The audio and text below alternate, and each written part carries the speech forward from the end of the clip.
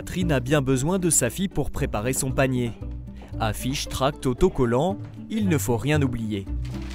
Hop, on va vérifier si j'ai bien tout.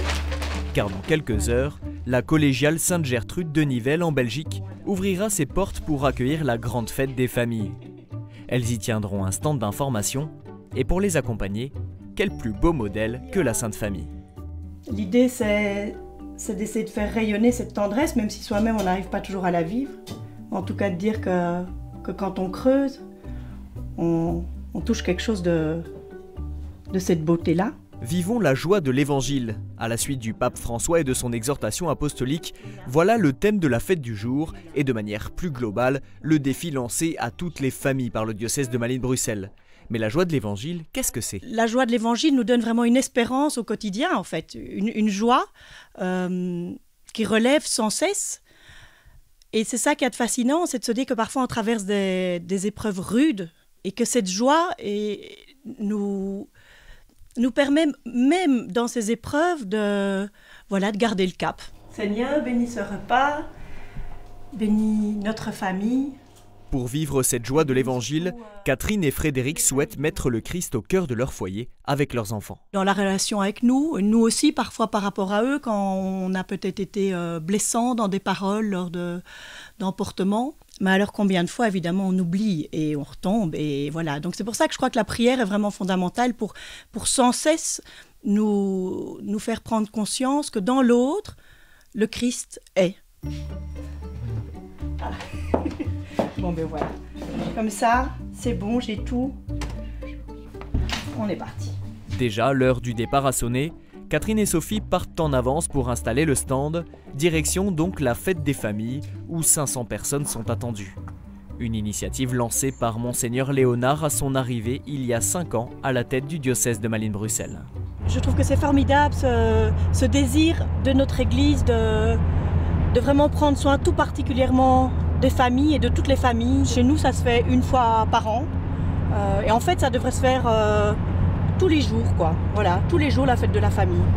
On est appelé à ça, à vivre dans notre quotidien, dans nos marmites, comme dit Thérèse d'Avila. Voilà, la sainteté, avec nos énormes limites, mais voilà. Et chacun où il est, vraiment pouvoir sentir qu'il est accueilli dans l'Église, voilà, pour vivre la sainteté. De la voiture, on aperçoit la splendide collégiale romane millénaire de Nivelles. C'est ici que se déroule la fête. 46 stands y ont été installés pour faire connaître aux familles les propositions de l'Église dans tous les domaines, spiritualité, culture, santé, éducation, etc. Le père Éric Mathéus en fait le tour. C'est l'adjoint de Monseigneur Hutsin, l'évêque du vicariat du Brabant wallon, organisateur de l'événement. Nous pensons que la famille est le lieu d'une joie et que c'est cela qui mérite d'être célébré, d'être mis en évidence. Toutes les familles que je côtoie, même celles qui sont éprouvées, pour moi, sont signes de quelque chose que je trouve lumineux. Le travail des parents de transmettre des valeurs, d'éveiller à une foi et d'aider leurs enfants à se sentir bien dans une société qui n'encourage pas nécessairement ce type de chemin-là, c'est un vrai rayonnement. Parmi les jeunes présents à la fête, beaucoup proviennent de familles recomposées. Ils vivent ici quelque chose de nouveau.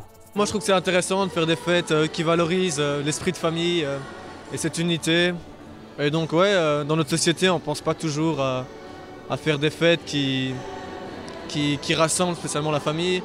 C'est plutôt individualiste. Pour moi ça ne m'intéresse pas du tout d'avoir créé une famille, la casser, puis en recréer. Donc c'est pour moi quand voir des choses comme ça, c'est intéressant.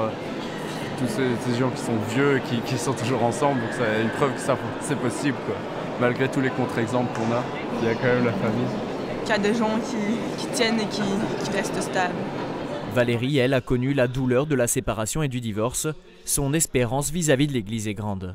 Alors moi, de manière personnelle, je ne me sens pas du tout rejetée par l'Église. J'ai une place, mais je pense que parfois on voit qu'il y a deux catégories. Les familles unies, un peu modèles, et les autres. Ce serait intéressant que toutes les forces soient rassemblées. Et je pense qu'ici, c'est des lieux vraiment où on voit la diversité. Je trouve ça très rassembleur.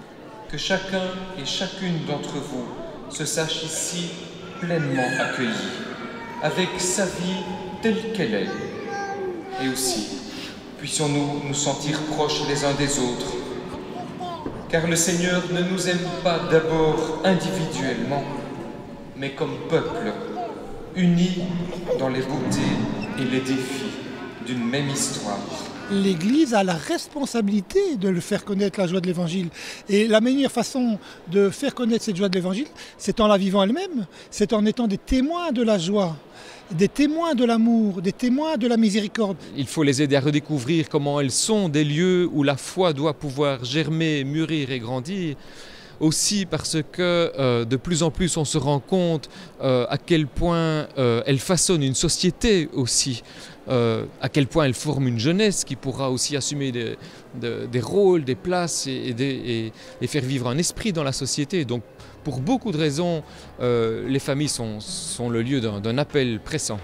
À l'issue de la célébration, une quinzaine de prêtres ont béni ceux qui le désiraient, un geste important pour nombre de familles en ce jour de fête, à mi-chemin entre les deux assemblées du synode sur la famille convoquées par le pape François à Rome. Elles ont aussi répondu à l'appel du Saint-Père à toutes les familles du monde à prier pour ce synode.